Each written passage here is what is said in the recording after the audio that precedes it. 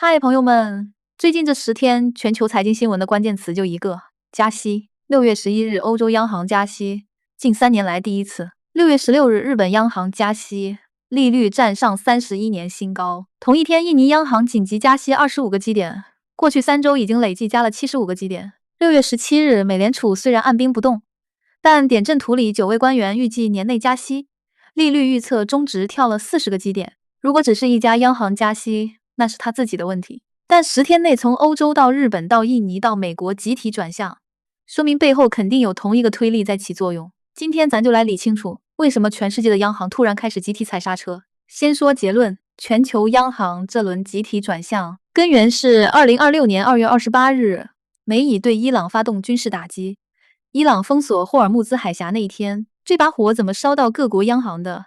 咱把传导链拆开。第一环，石油。霍尔木兹海峡每天过2000万桶原油，占全球海运石油1/4。海峡一封锁，全球供应缺口瞬间出现。布伦特原油从60-70美元飙到接近120美元。海峡6月份虽然重新开放了，但油价没有回到战前水平。世界银行6月11日发布的预测显示，2026年布伦特原油均价预计94美元一桶，比2025年高出36%。第二环，从石油蔓延到所有能源，原油涨了，天然气跟着涨。两者在价格上高度联动，天然气涨了，电价跟着涨，大量电厂烧天然气发电。欧洲5月份能源价格同比涨幅连续第2个月超过10%。能源不是奢侈品，是工业和运输的血液。能源一涨，所有东西的生产成本和运输成本全线上涨。第三环，通胀数据开始翘头，欧元区5月 CPI 跳到3.2%，创下2023年9月以来的新高。连续第3个月高于欧洲央行2%的目标。日本5月份核心 CPI 重新加速，美国5月份 CPI 年率预期4.2%，巴西的通胀预期连续11周上调，已经冲到5%以上。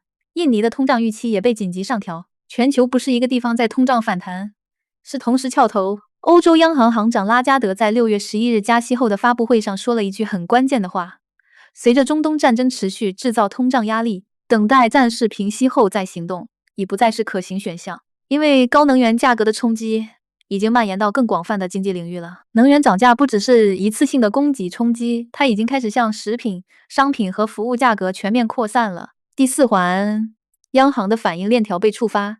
央行的法定使命是什么？控制通胀。通胀连续多月高于目标区间，央行别无选择，必须加息。所以你看，从霍尔木兹海峡到全球央行加息会议室，这条链条非常清晰。从战争到海峡封锁，导致油价暴涨，然后到能源成本上行，通胀全面反弹，央行被迫加息。全世界的央行没有开过一个协调会议，但他们手里的剧本是同一本，而且不止发达经济体在加。自2月底战事开始以来，至少有10个新兴市场和前沿市场的央行已经加息。印尼、南非、斯里兰卡、卢旺达都在列。印尼央行最激进，5月加50个基点，6月又加25个基点，3周内加了75个基点，基准利率已经到了5.5%。这些国家的央行不是主动想去加，是被油价和货币贬值双重夹击逼进去的。中东油价涨了，进口成本飙了，本币还因为全球避险情绪在跌，不加息汇率就崩，汇率崩了，进口通胀更严重，恶性循环。世界银行的判断更加悲观。6月11日发布的最新全球经济展望，把2026年全球经济增长预期从2.6%下调到2.5%，并警告如果能源供应中断持续且波及金融市场，增速可能进一步跌到1.3%，这将是新冠疫情以来的最低水平。欧元区增长预期被砍到0.8%，2/3经济体的增长预测被下调。2个数字同时摆在桌面上，通胀在往上走，增长在往下走，这就是这一章的核心。全球央行不是商量好的，是被同一把火烧到不得不动。加息是唯一的武器，尽管它伤敌1000自损800。那既然通胀回来了，为什么央行不降息反而加息？这听上去反直觉，东西不是已经更贵了吗？借钱不是更应该便宜一些吗？这就涉及到央行最核心的思维逻辑。通胀是央行眼里的癌症，央行加息的逻辑链条是这样的：加息，商业银行借钱的成本高了，企业和个人的贷款利率跟着高了，企业少借钱，少投资，少招人，消费者少借钱，少消费，社会总需求降温，物价上涨速度被压下来，通胀回到目标区间。这是一套以抑制需求来控制价格的逻辑。问题是它的副作用也非常明显，你压住需求的同时，也在压住经济增速、就业和工资增长。而且2026年这一轮有一个特别棘手的地方，这一轮通胀的源头主要在供给端，不是需求端。能源涨价是因为霍尔木兹海峡被掐了，不是因为大家突然开始疯狂消费。对于供给端驱动的通胀，加息的能力是有限的。你可以靠提高利率让企业少投点资，让消费者少买点东西，但你没办法靠加息让霍尔木兹海峡恢复通行，也没办法靠加息让油价跌回去。这就是欧洲央行面临的两难。欧元区5月份通胀 3.2%， 远高于 2% 的目标，必须加息。但同时，欧元区今年增长预期只有 0.8%， 滞胀的阴影已经造上来了。加息可能把 0.8 打到0甚至负数，不加息通胀可能失控。欧洲央行行长拉加德在6月11日的发布会上也没有给出明确的前瞻指引，因为他确实看不清。日本的情况又不一样，日本等了30年才等来的通胀，本来应该高兴才对。但问题是，这轮通胀的驱动力是进口成本，日元太弱，进口的石油和天然气全是外币定价的，一换算成日元贵得离谱。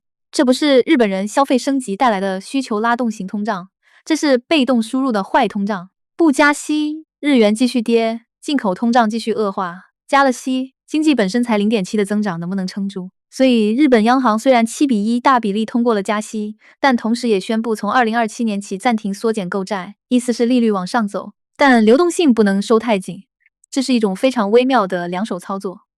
印尼、巴西这些新兴市场的处境就更难了，他们不仅要对付油价上涨带来的通胀，还要对付本币贬值的压力。全球资金在避险情绪下从新兴市场流出，回流美国和日本。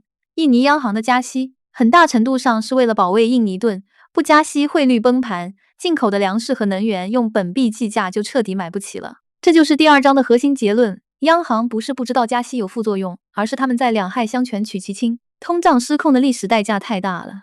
1980年，沃尔克用了 20% 的利率才把通胀打下来，整个美国经济被按在地上摩擦了2年。比起那个地狱模式，现在先加一点，早加一点，是理性的选择。不过最让央行担心的还不是能源涨了多少，而是通胀的第二轮效应已经开始显现了。什么叫第二轮效应？能源涨价是第一轮，油价涨了，气价涨了，运输成本涨了，这本身对央行来说是可以看穿的。能源涨了终究会跌回来，不需要反应过度。但如果能源涨价开始带动其他东西涨价，比如工人要求涨工资来补偿生活成本，这就进入了第二轮。一旦工资涨了，企业成本就涨，企业把成本转嫁给消费者，消费者又要求更高工资，这就形成了一个自我循环，通胀就变成内生了，不再依赖外部能源冲击也能自己赚。从目前的数据来看，第二轮效应正在发生，欧元区服务业价格正在加速攀升，这是工资上涨正在传导到终端价格的信号。日本的声明里也明确提到，以原油价格上涨为起点，企业间交易中的价格传导正以稍快速度推进，可能导致消费者端多种商品价格上涨。美国5月份 CPI 里面核心通胀部分也预期在 2.6%， 核心通胀剔除了能源和食品价格。如果这部分还在涨，说明外部能源冲击已经在向内生通胀转化了。这其实也是为什么欧洲央行执委斯纳贝尔说，即使伊朗和谈取得进展也该加息的。他的意思是，通胀已经不只是油的问题了，它已经渗透进经济的细胞里了。这时候不动手，等它全面扩散就来不及了。再往深看一层，这轮通胀还有个结构性背景。过去2年的地缘冲突和供应链重组已经在推高长期成本，全球贸易从效率优先转向安全优先，企业把供应链分散、回迁、备份，每一步都在增加成本。能源转型也在烧钱，从化石能源向新能源过渡的过程中，旧的产能退出，新的产能还没完全跟上，中间的青黄不接就是价格上涨的窗口。这些结构性因素叠加能源冲击，让2026年这轮通胀比2022年更难缠。2022年是疫情后需求爆发叠加供给瓶颈，是典型的周期性通胀，加息确实能打。现在这轮是周期性冲击叠加结构性趋势，可打的工具变少了，不可控的变量变多了。最后咱从历史视角看一下这轮加息，对比最近30年，全世界的利率趋势基本是一路向下的。1980年代，沃尔克把美国基准利率拉到 20%， 打通胀之后，利率就一直在下台阶。90年代危机降一次，互联网泡沫降一次，金融危机降一次，疫情降到零。尽管中间有加息周期，但每一轮加息的高点都比上一轮低，全球进入了所谓低利率时代，基准利率在零附近徘徊成了常态。2022年到2023年那一轮加息打破了30年的下行趋势，美联储一年加了425个基点，全球38家央行一年加息210次，发达国家平均加了400个基点。就在大家以为加息周期过去，降息时代重新来临的时候，2026年6月又杀了一轮回马枪，但这次跟2022年有几个关键不同。第一个不同，通胀的构成不一样。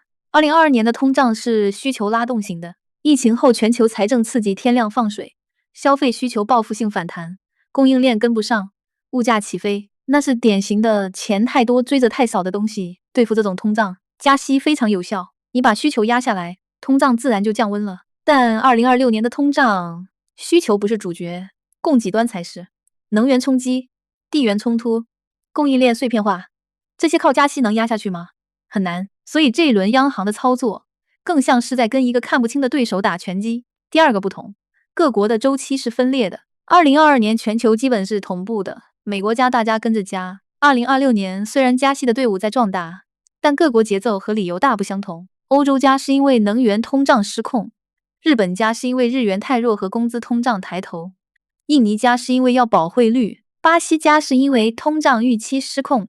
同一个加息动作背后，各国手里握的剧本不同，目标也不同。第三个不同，增长的脆弱性远高于2022年。2022年加息之前，全球经济刚从疫情中强劲反弹，基本面是好的。2026年，世界银行已经把全球增速预期从 2.9 砍到 2.5， 警告可能到 1.3。各国央行这次是在一个更虚弱的经济体上面加息，就像给一个还在发着烧的病人吃退烧药，药必须吃，但身体能不能承受住是个很大的问号。好，今天咱们把全球央行集体加息的原因从里到外拆了一遍，理一理。首先，根本原因就一条：2026年2月底，伊朗战争导致霍尔木兹海峡受阻，油价从60-70飙到接近120。能源是工业的血液，血贵了，全身都贵。欧洲5月通胀 3.2， 亚洲和拉美也在往上翘，通胀连续多月越过目标线，央行没得选，只能加。其次，这轮通胀比2022年更棘手的原因在于，它已经进入了第二轮传导，不只是油价涨了，工资也在涨，服务业价格也在涨，通胀从外部冲击变成内生惯性了。欧洲央行明确说了，就算伊朗达成和平协议也得加，因为通胀已经渗透进经济的细胞了。然后加息是把双刃剑，不加通胀可能失控，加了经济可能熄火。欧洲增长预期 0.8%， 日本 0.7%， 全球增速从 2.9% 被砍到 2.5%， 各央行是在一个虚弱的身体上打退烧针，这是滞胀风险最大的警告信号。最后，每一轮加息都有代价，历史上能把通胀在不造成衰退的情况下安全压下来的案例极少。1980年，沃尔克用 20% 的利率才打掉通胀，2008年加息周期末尾触发了全球金融危机。2026年这轮加息的尽头在哪里？没有人知道。但有一件事是确定的，低利率时代的大门正在关上，全世界正在重新适应利率正常化之后的生存法则。好，今天咱们就聊到这儿，有机会我们再深入聊，拜拜。